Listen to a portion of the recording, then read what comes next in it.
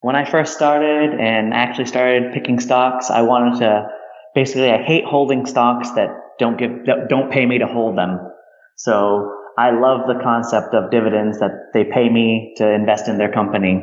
You can chuckle at me, but the Four Dummies book is what set me on starting to learn about this.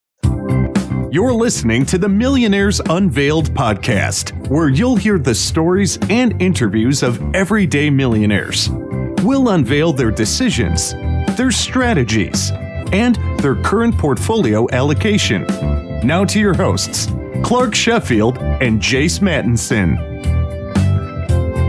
Welcome back. Another episode of the Millionaires Unveiled podcast, episode 215. Happy December, everybody. This is Clark here with my co-host Jace. Jace, what's going on? Dude, man, I'm just pumped. We are getting beautiful weather here in Texas. We're still going out to the lake right now. I know some people in the north feeling the cold already, but man, it's the most beautiful time of the year right now. It's crazy for us right now. I'm loving it. Pretty nice to have that in December, right? Yeah, it's like high 70s, low 80s every day. Little unseasonably warm, but I'm taking it, man. I'm loving it. What does that mean? Does that mean there's going to not be a great ski season this year, or is it totally uncorrelated? Heck, I don't know, man. I'm not the weatherman. No idea anyway, hopefully we can get a few ski days in. Yeah, I'm going to go skiing hopefully in February, I think right now, but maybe January too, but we'll see. But yeah, I definitely want to get a few good ski days in, but I'm enjoying this weather right now, that's for sure. Yeah. Alrighty, well, let's kick off this week's episode with a listener question from Craig. So we'll play that now. Hi, my name is Craig. Love the podcast. I get so much information from it.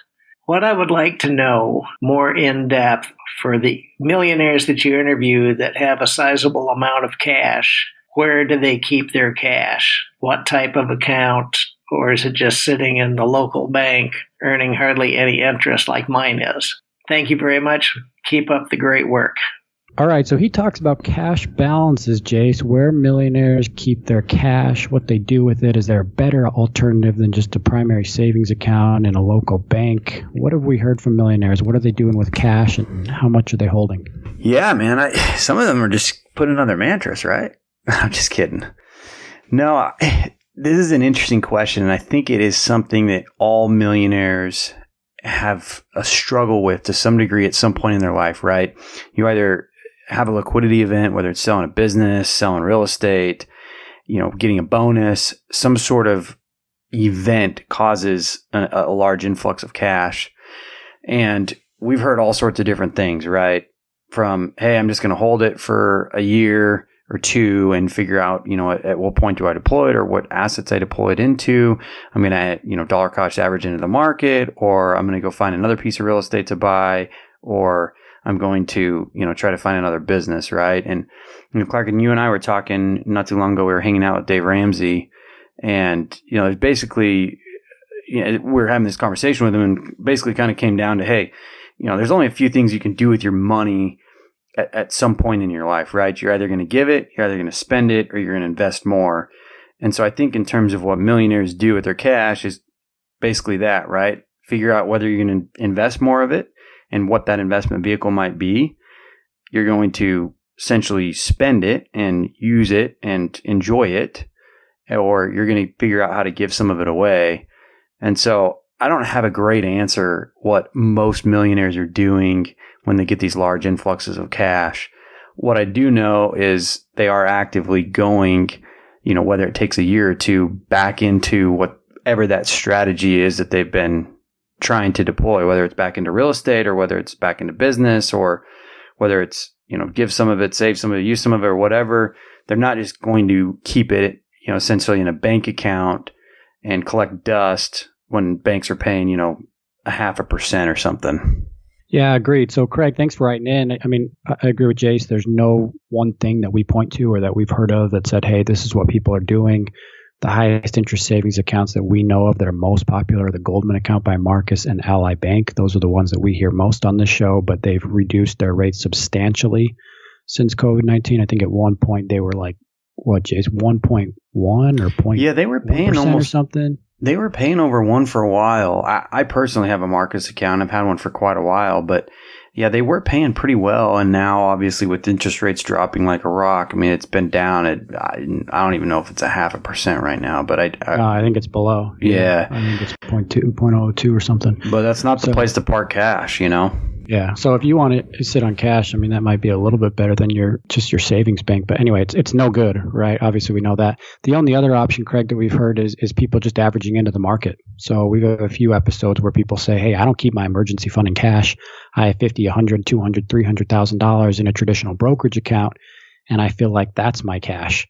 So I don't sit on 20, 30,000 in my emergency fund. I just pour everything into a traditional index fund. And if it drops 50%, I have $200,000 in there. Boom, I still have 100,000 in my emergency fund. So I don't really worry about just sitting on cash. So I think that's kind of the other mindset that we've seen. And then obviously what Jace just said, pouring it into investments is the other alternative if you're in real estate or small business. So thanks, Craig, for writing in. And anybody else, if you want to ask a question to us or to one of our millionaires, go to our website, millionairesunveiled.com, hit Ask a Millionaire, and you can record a question there using SpeakPipe, or you can write one into us at millionairesunveiled@gmail.com.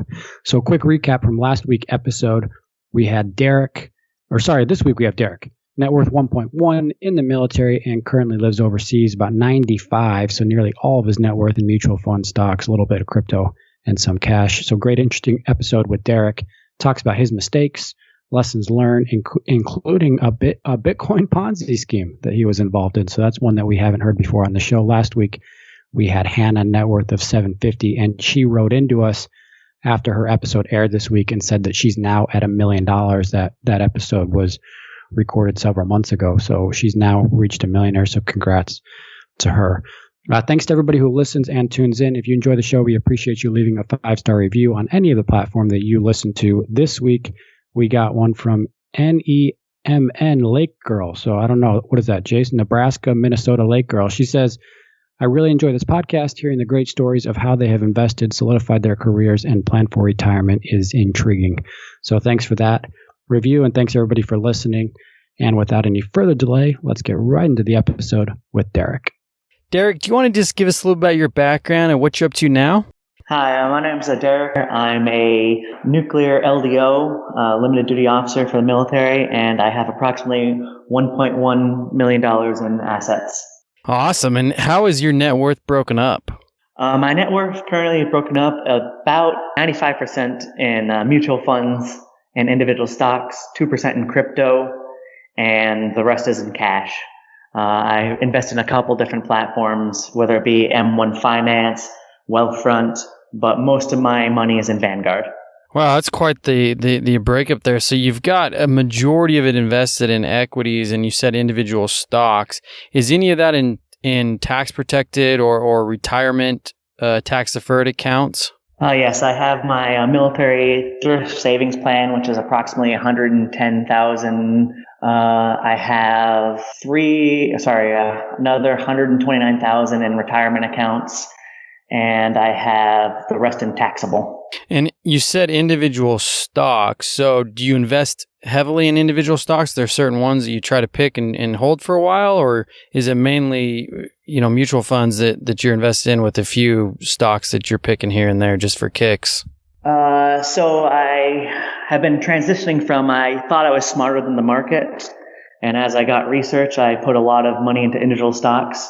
So right now I have $370,000 in mutual funds that I just don't touch and hold. Another $50,000 in some other not broad-based index, and then the rest is in individual stocks that I'm slowly transitioning over into mutual funds. I'm learning about how to be more tax advantaged to not pay taxes and get those funds sold off. So I do have a couple individuals, like I bought Tesla at 200. I got Apple at a good price. So I've tried to pick some winners. I was heavy into dividend investing for about 2 years, but I'm slowly seeing the error of my ways of what actually works. I was just about to ask if there was a favorite stock of choice or two, but you threw out Tesla and Apple, which are very popular. Are there any others that you like that you might hold for a while? Johnson & Johnson I like. They've done pretty good for me. AT&T I enjoyed. A lot of these ones that I've held are basically just long-term dividend kings, aristocrats, things of that nature. And then I sampled a couple of things that I kind of regret now, but I've just been holding them until I decide to sell them. Let me ask, when you initially invested in those stocks, you mentioned the dividend aristocrats.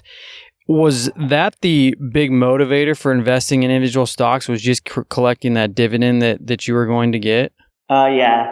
When I first started and actually started picking stocks, I wanted to I hate holding stocks that don't pay me to hold them. So I love the concept of dividends, that they pay me to invest in their company. So that's where a lot of the stuff came from. I was smart enough not to fall into dividend traps, those very high yield, over 10, 20% yields, and stick with known companies. Call it Coke, call it 3M, things of that nature. Yeah, totally. You mentioned you've got a little bit in cryptocurrency. How did that come about? So fast forward onto a deployment. I was standing watch with one of my friends, and as we always do in the military, we trade stories while just back and forth to pass the time. He told me about this thing called Bitcoin and Bitcoin miners in there, and I had no idea what he was talking about. But I stand watch every about 15 hours with this guy, so he keeps on talking about it and said, I'm making a great return on investment. It's so easy. All you got to do is just buy these things called miners, and they basically make you money. So I was young and dumb and kind of listened to him, and I jumped in without fully understanding what a Bitcoin was and things of that nature. That led to some nice, hard lessons learned after that. Yeah, I want to get into those, but just on your allocation here real quick, you do not have a primary residence, is that correct? That's correct. I am in the military, and I've been living in military housing. I've been stationed overseas for a while, and then, let's see, I'm currently in Guam. Previous to this, I was only in Virginia for a year before I was transferring, and then I was in Japan, and then for the 2 years I was in Japan, I also had a year where I was on deployment, so I really didn't have a residence. So there has been a great opportunity for me to get into real estate. It's probably my biggest regret in the military is not using the military, which gives you an allowance for housing, to buy a residence at each location. But I wasn't smart enough back then, and I'm always still learning. But I'm doing okay. I don't regret it. Yeah, totally. I was just about to ask, we've had quite a few military members on the show, and one thing that we have noticed is there's kind of two schools of thought. One is the school of thought that you're doing where, hey, I'm just going to rent, I'm transferring all over, and I don't want to manage rentals all over the country or potentially all over the world. The other school is, hey, I'm going to collect a rental everywhere I go, and I'll just figure out while I'm there for that year or two or whatever, I'm going to get, processes, systems in place and have somebody manage it for me. And we've had a few be really successful with that. We've had a few in your shoes that regret doing it and now have turned to just rentals. And we've had others that continue to rent but buy, cash flowing real estate from overseas. So kind of seeing all sorts of that side of the spectrum as it relates to the military and the approach to go. And for you, you're kind of in the middle, I guess. You decided that you weren't going to do it or didn't think about doing it, and now you regret it, but you've done okay. So it's not, it's probably not detrimental to your success, right? Yeah, I will say it was a very intentional decision not to get into it, because when I joined in 2003, I had to go through about 2 years of schooling, and then I finally got into the ship where I'm a junior sailor, and I was single, so you don't get allowances to live off base until you at least make E5 or you're married or you've been E4 for about 4 years. So there's a period of time where it wasn't feasible. I ended up getting my first re-enlistment, getting my first chunk of cash right about that 2007, 2008 time. And I was looking very heavily into buying a residence at that time. But we all know what happened right around that time when the bubble burst and everything was doom and gloom. So then my cash just sat there, a good $100,000 that from my re-enlistment, just sitting in cash in a money market account. But it was intentional. Yeah. So how many different places have you moved around, Eric? Since I left my house in New Hampshire in 2003, I'm not really going to consider the schooling where they had me in South Carolina and New York residences because those were short term. But I've lived in Virginia. I actually lived in Saratoga Springs, New York for a stint there, overseas in Japan, back to Virginia, and now I'm currently in Guam. And my next duty station is going to be in Virginia again. Wow. And for those of us that aren't familiar, including myself here, do you have any say at all in where you go or how long you stay? So when you get military orders, and you're negotiating for orders is what we call it, you talk to your detailer typically and they say, here's what I have for you. And they give you the illusion of choice, which is pretty funny. They say, hey, I've sometimes, like for me in this case, I was given the choice of Guam on one of the tenders or Guam in the other tender. Now that I'm in a little bit more, I actually was going to go to California for my next duty station. My wife had selected that, but then she found out that with the deployment and the availability period, basically where they do repairs on the carrier, we would have spent, of the 3 years in California, me being gone for 2 years and change. So they ultimately decided that it'd be better for us for a family to go to Virginia. So at least with the deployment, it's only 6 to 11 months these days on deployment. And then do you know where you'll be after that, or you just wait for another assignment? I pretty much wait for another assignment. I'm in a very unique situation right now since I'm about to make lieutenant. And according to the data that they give us, they need a lot of people to fill what's called spot promote billets. So there's a chance I'll be able to go into an 04 billet early. And at that point, there's only only a few billets available for that. So I'll go where the Navy needs me to go at that point. But a lot of them are in Virginia. It's, again, the illusion of choice. You always select your orders, but the Navy gets what the Navy needs. Fair. So let's just back it up here and talk about your story, and then we'll get more into the investing side of things. So you joined the Navy at what age and why? I know your father, right, was in the military as well. So tell us a little bit about your upbringing and how you got to join the Navy. All right, so I'm a fourth generation sailor. So I'm the son of a son of a son of a sailor. My upbringing, I was pretty much lower middle class. My parents had like 2 cars and stuff. We weren't very affluent, but my father and mother put it this way: if you want a car at high school, you're going to have to work for it. So I ended up doing summer jobs. I worked as a busboy at a Chinese restaurant. You'd be surprised how many people don't think that a white guy can work at a Chinese restaurant, but you can. I also was a cashier in there, so I've definitely learned the service side of the industry as a child. I moved around a lot, so I was a military brat, so my current career being in the military doesn't bother me. When I was thinking about what to do in high school, I knew I was relatively smart, but looking back, I was lazy. I could get some scholarships, but I didn't really want to get saddled with $50,000, $100,000 of debt. So I had seen that my father joined the military and had the GI Bill. So for me, that was like a no-brainer. I can join the military, get paid, get money for college on the outside, and figure out what I want to do. So at the beginning of my senior year, I ended up doing what's called the delayed entry program, which is where you say you're going to join the military, but you don't really. The real benefit to that is you lock in a position, and after 20 years, that time counts towards retirement. So that's kind of a neat thing. Then I graduated high school and joined the military. My father told me one thing when he signed the paper to let me join the military. He said, whatever you do, don't become an effing nuke. So, as most children do, I completely ignored his advice, and I became a nuke to get the sign-on bonus, the extra college, and a bunch of other stuff. What's a nuke? So, in the military, there's just the nuclear power program, where they are the people that run the nuclear reactors in different fashions. So they run the safety and support systems, the mechanical systems, and things of that nature. So sometimes people say, oh, they're the smartest person in the room, but they have no common sense. My brother can attest to that. He says, Derek, you're the stupidest dumb guy I know. Wait, I got that wrong.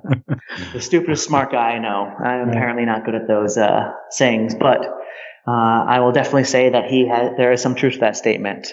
Nukes are known for lacking common sense, and that's a 100% true statement. So was your dad pushing you to join or pushing you against joining, or he'd not really take a side either way? So my dad just presented the options to me. My parents were very big on us learning and deciding our own course of action.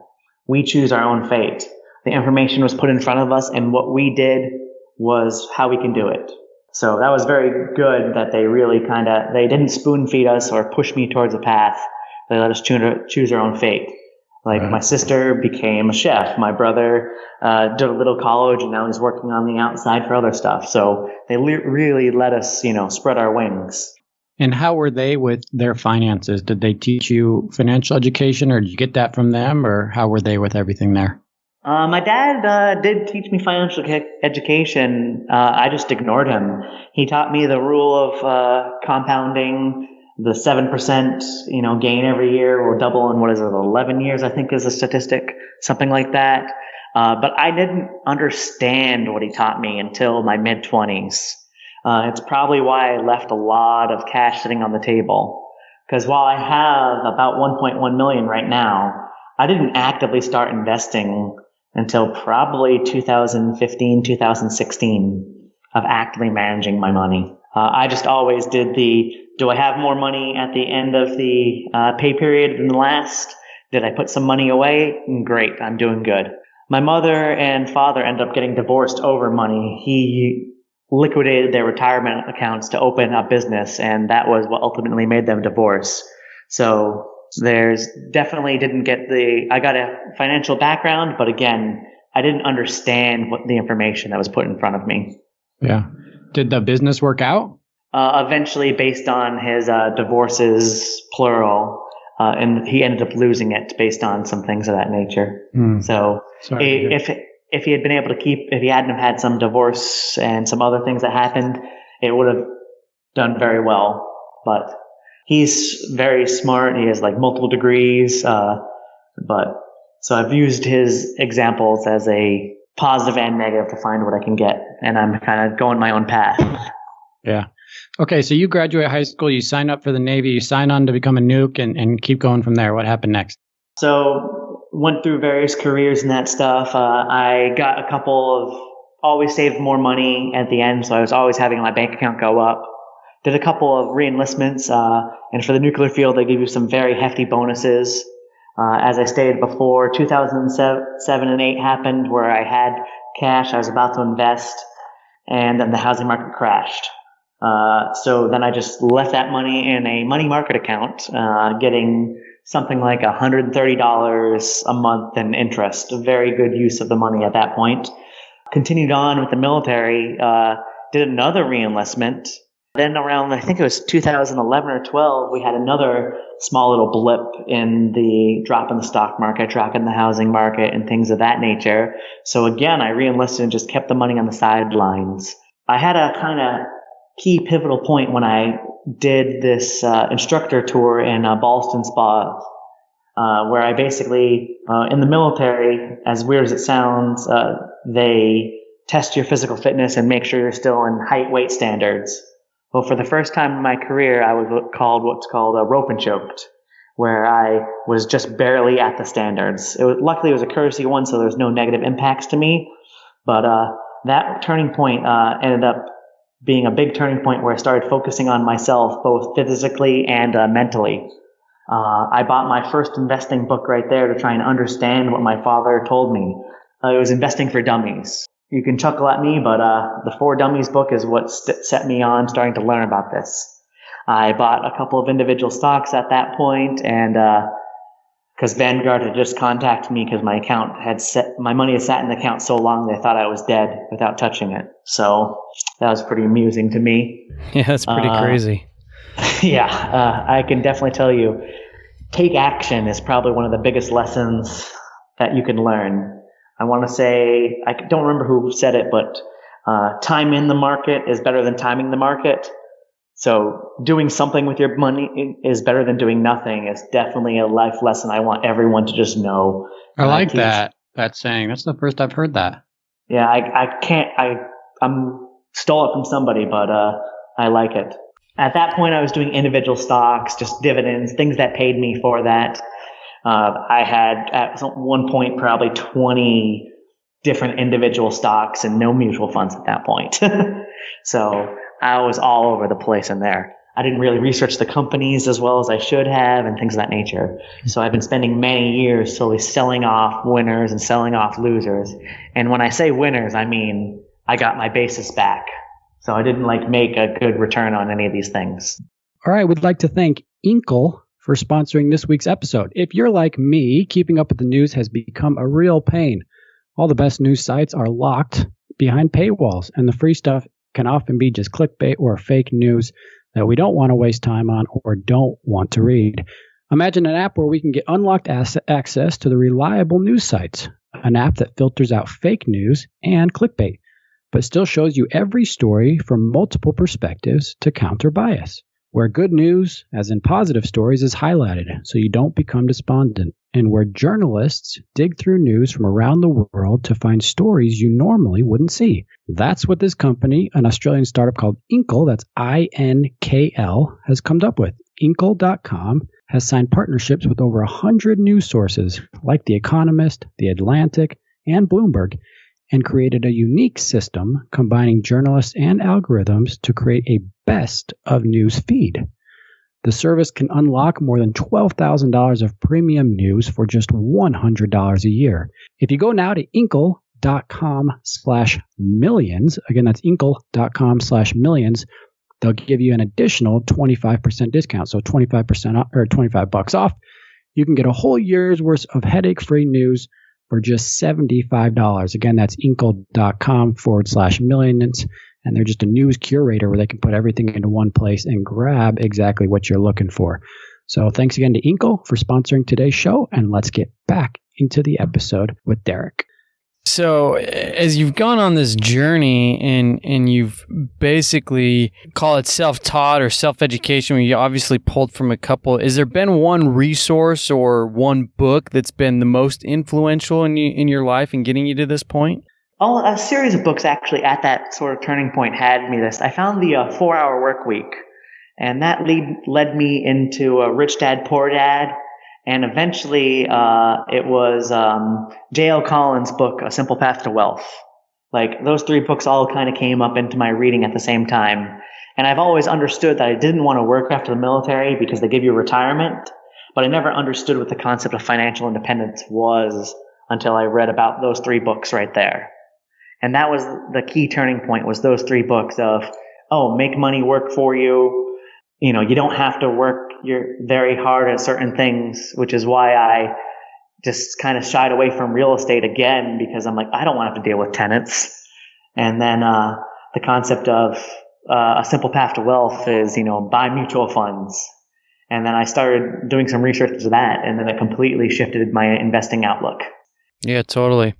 So, Derek, where do you go from here? Are you trying to get to a target net worth or a passive income goal down the road? The goal I've kind of set for myself is to be able to replace when I leave the military, I'm going to get something like 65%, 70% of my base pay in retirement. And what I'd like to do is have my dividends and my net worth in an investment account be able to actually match that delta from there. So realistically, doing the math, I want to be able to draw very easily about $85,000 a year in assets without doing any work whatsoever. That'll let me reach my retirement goal. I plan to be the Disney boat driver, just chat with people all day. I've got a lot Sounds of like my dad. Goals. It seems like a great job. Just go there, chat with people, have a good time. The happiest place on earth, right? Yeah, that's exactly that. I come from the military is very high stress, high responsibility. So whatever I do after the military in the 7 to 10 years I have left in there, I want it to be stress-free and I don't want to have to work. I've come to grips with what enough is. So knowing that I can be happy and support my wife and we can be together, we know that if we have around this much, we will always be happy and can live wherever we want and do whatever we need. That's kind of where the financial independence is. I've slimmed down I don't waste money on lots of things. I will never buy a new car every year. I'm not going to buy more house than I need and things of that nature because that's just a waste of money. Yeah. When do you think that you'll hit that goal? If I keep on my projections right there, I realistically, in about 5 years, I think I'll actually meet that goal. But because as you get further into the military, you get more pay and you get more rank, I keep on shifting that goal higher. So it makes me always want to refocus and try and, just get a little bit more. But based on my calculations, probably about 5 years from now, based on my projected path of growth. Yeah, so let's just say 5 years you hit that. You mentioned being in the military, getting a little bit higher rank, more pay. Do you think you'll be able to walk away from it and really go and pursue that as a boat driver in 5 years, or do you think it'll be a little bit farther down the line? Because I have a 10-year commitment, I think I said this before, but I'm a limited duty officer now. That means I was enlisted and went to officer. So there's a 10-year commitment. The military says, hey, we're going to make you an officer, but you need to give us 10 years time. So that puts me at about 26 years of service in there, which is about 2027 minimum. And if I still like the military, I'm just going to stay and keep on working to do that. As long as my wife can do that, it's a pretty good job. It's very satisfying, and it really helps me to get that stuff. And it doesn't hurt that every year I put in for the military is another 2.5% of not annuity. What's the word I'm searching for? Pension? Yeah. Yes. So I know you wanted to get back to my Bitcoin and my financial mistake. Yeah, let me just ask you real quick though. You just told Jace I have a pretty good idea of what is enough now. Mm-hmm. So what is enough? Enough for me is going to be around that $80,000. That leaves me easily able to pay for a $2,000 a month or more, or probably $2,500 in house, and then have around that same amount and just flexible spending every single month. So call it $5,000 or so of spending every month when everything's said and done. And this accounts for taxes and things of that nature. So it gives me the flexibility to live where I want and do what I want to do. Sure. So yeah, let's jump back to the Bitcoin now. I know there was an interesting story there. So fill us in on keep going on the Bitcoin. Okay, so I jumped into this investment. I'm like, virtual miners, since I didn't have a house that I could really put these miners. And if you don't know what a miner is for Bitcoin, it's basically they use a processor and it tries to break through the algorithm to find this magic internet money and say, yep, we have kept this good to go. That's very simplified. Don't quote me on that. But that's how I understood it. You basically plug this thing in and you get magic internet money. Well, he introduced me to these companies that you can get what's called a virtual miner. So it's all the benefits of mining these Bitcoins without any of the hardware. So you paid them a little bit of a premium and then they just have it in there. So you go into your dashboard and you can see them running and saying, oh, you've mined however much cryptocurrency. And I was like, wow, this is pretty sweet. This is easy. I just put in money and it spits out more money eventually. And as we all know what a Ponzi scheme is, if you remember, I think it was in that 2014 time, Bitcoin was first coming about. It was in the $200 range there, and it spiked all the way up to $1,100. So that's around when I got into this, and I probably sunk a good $36,000 into these virtual miners. The worst part about this is my final purchase, where I pretty much, went double down, put in probably 60% of my net worth at the time into these virtual miners. I was probably close to 40,000 or 40% into these virtual miners. They didn't actually give them to me. So I actually called their customer support 2 days before the company went under and just disappeared off the face of the earth, and it was revealed to be a Ponzi scheme. So I was down about $36,000. Oh, man. The silver lining in all this was During this time, they had mined, and by mined I mean they used my money and other investors' money to buy Bitcoins off the market and pay me. They gave me actual Bitcoin. So I had on the order of something like 30 Bitcoins that I had transferred over into an individual wallet. So I was smart enough to take it off the platform, but not smart enough to recognize I was in a Ponzi scheme. So here these 30 Bitcoins sat in my wallet worth $100 in there. So, $300 instead of $36,000. And then I had to deal with this shame and, the thoughts that I effed up and really set myself back for many years. I didn't really talk to a lot of people about this, big loss for a while because, it was kind of embarrassing. Now I'm fully free to discuss it and the lessons I've learned because I got lucky. I did not get good on this thing. I held these Bitcoins until 2017 occurred, and then I logged back into my account when I could start seeing it rise. And these coins went from anywhere from $100 back to that $1,000, which was, nothing. When they were around $5,000, $6,000 in 2017, I sold off enough to pay for my car and then make back my initial investment. So I paid off a $20,000 car with Bitcoin, and I made $30,000 back.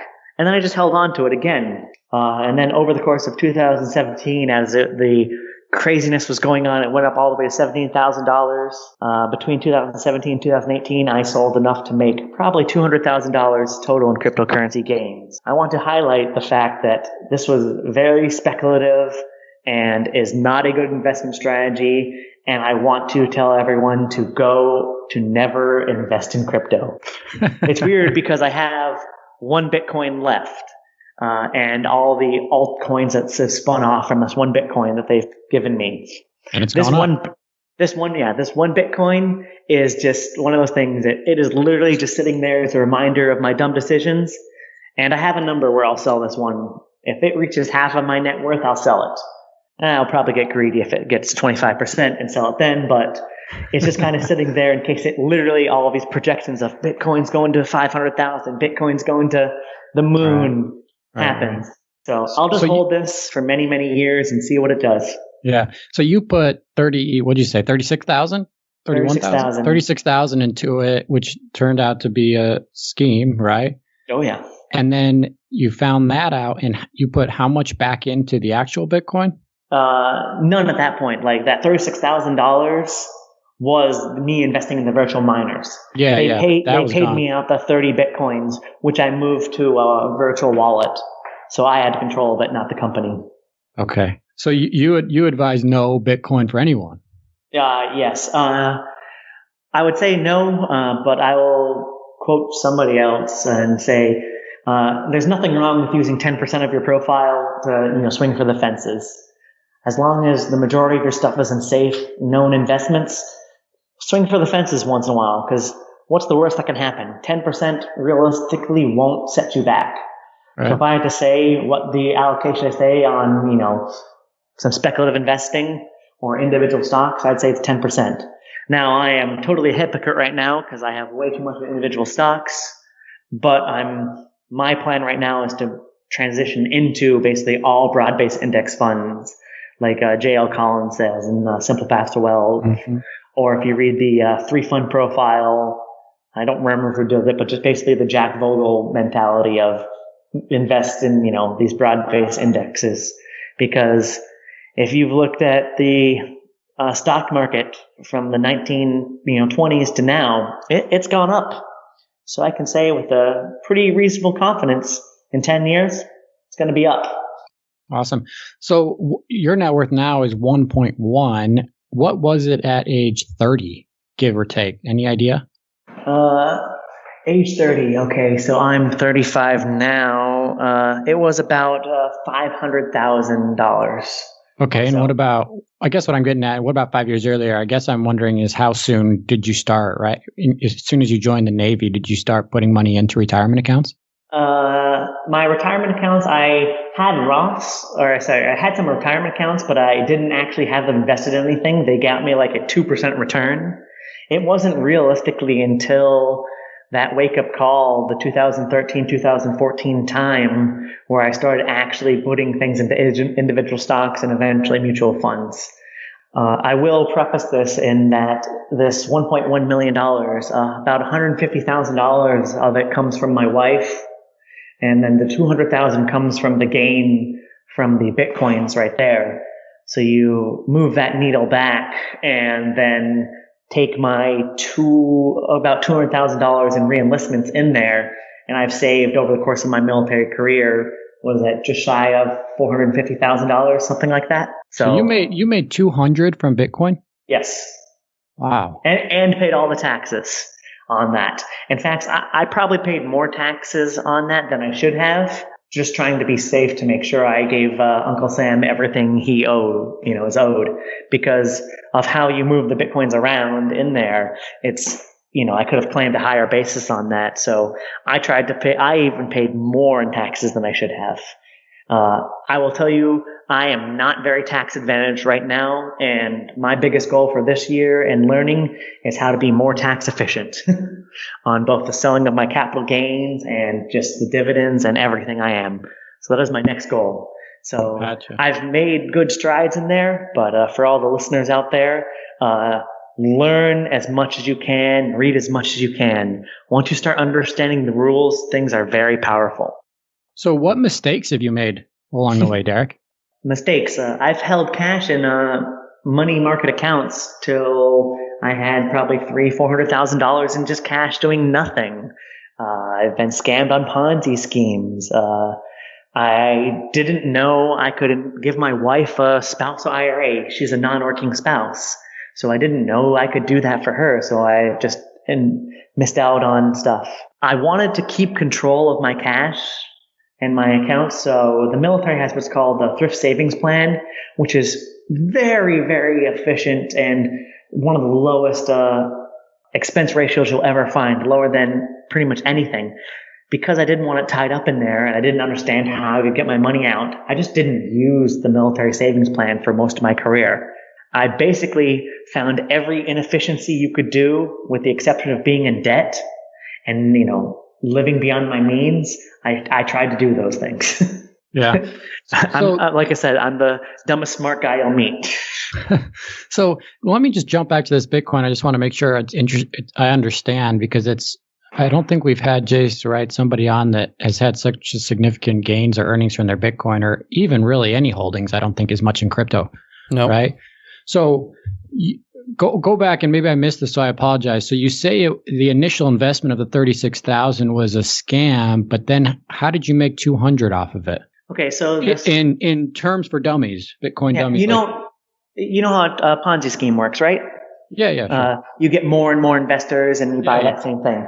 So what this company ended up doing was basically you can either mine Bitcoin to get more of it, which is basically magic internet money as far as I'm concerned. I know there's some algorithms and high tech in there. The reason I don't invest in it anymore is because I don't truly understand. But they basically said, hey, we're making all this money, you can get back your stuff, and then they bought it on the open market. Because a lot of people, use, real currency and buy Bitcoin for XYZ reasons. So they just bought it and they gave people Bitcoin. So they gave people real assets on other people's money. What I did was I turned these real assets, I eventually sold them to other people who wanted that they call them exchanges and things of that nature. So it's no different than kind of like a stock market, or if you're you just got out. You just took it and got out. I just took it and got out. I learned enough to figure out what I had to do to sell the Bitcoin, and then I learned what I needed to do to pay taxes on that. Okay, so there's people that stayed in longer, and then it all unraveled, and they didn't make anything. They might, if they didn't take it out, some people got there. Yeah, it was the company was Zen Miners. You can read about it, and there's a little bit of a story in there. But yeah. Okay, gotcha. Do you budget at all? I budget horribly, and by horribly I mean all the time. I have a line item for everything. So you're a religious budgeter. That's interesting. That's one of our first few. So my wife had some financial trauma that I'm not really going to go on to, but I'll just briefly say she has had some bad financial, trauma in her past. So to make her feel better about that, I've always understood the value of budgeting. When I was younger and dumber, I just made sure I had more money at the end of the month. Now I make sure I track everything on there. I love personal capital because I can link my account to it and see it all. But the military has their own budgeting spreadsheet that they give, which works out great for me because I'm in the military and I can literally just use their spreadsheet and tweak the underlying things from there. They provide it to you in Excel or on a specific platform or what? Excel. It's Excel. Okay. They provide it in there. You can find it. It's just the electronic financial worksheet. And all it is, it's really designed to help sailors and any military person keep track of the finances. It just has a lot of algorithms behind it that was built in Excel, so they can literally just click drop-down menus to calculate for them. So I'm efficient, or lazy as some people like to say it, and if something's already built, I will modify it for my needs, and that's exactly what I did. Go. Resourceful is what you mean. So let me just ask you some some rapid fire questions here. So how old were you when you became a millionaire? I was 35. It was this year I became a millionaire officially. Interesting story about that. I started off the year with about $700,000 this year. I've had a giant gain this year. Was that just more money, more cash put to work, or what? That's exactly that. So I was convinced in 2018, in 2019, that there's going to be a market crash. And if you remember what I said, making your money work for you, I love to not do that. Apparently, Warren Buffett. So you put it all in like what, April, May, end of March or something? March, as it was going down, I deployed probably $250,000 worth of capital, all during that down. So, Derek, let me ask you then, when you look back at those 2 years where you thought there was going to be a downturn and you held a lot of cash, are you happy you did that because you had the cash for this opportunity, or looking back, do you just say, it wasn't worth it, I should have just dollar cost averaged in and left it in the market? I actually was dollar cost averaging in that whole time, but I had my wife's money that came in and some of my other money right there. I understand the math behind time in the market beats timing the market and dollar cost averaging, but I psychologically couldn't do that. I couldn't put all my money in and just feel that drop right at that point in my life. Right. Now, I think I actually have come to understanding what that means. And it is such a breakthrough when everyone was talking about the market dropping during this March of this year, I literally was like, Warren Buffett style, people are fearful, I'm being greedy, 20,000 in, 30,000 in, every and day. that was mostly into index funds? It was mostly into index funds. That's why I have so much in index funds right now. I think I said it's like 450, 500,000 or more, and it just keeps on going as I shift money over. Good for you. All right, so let me just wrap up here. So what's your annual household spending? How much do you spend a year? These last 3 years, as bad as it sounds, I've been able to spend under $10,000. Wow. Because the housing's been paid for most. Housing's paid for. My car's paid for. We eat and cook for ourselves a lot in there. And really, we used this 3 years in Guam we just wanted to save more. So they just give you a car? No, I paid off my car. I used the Bitcoin to pay off my car this time.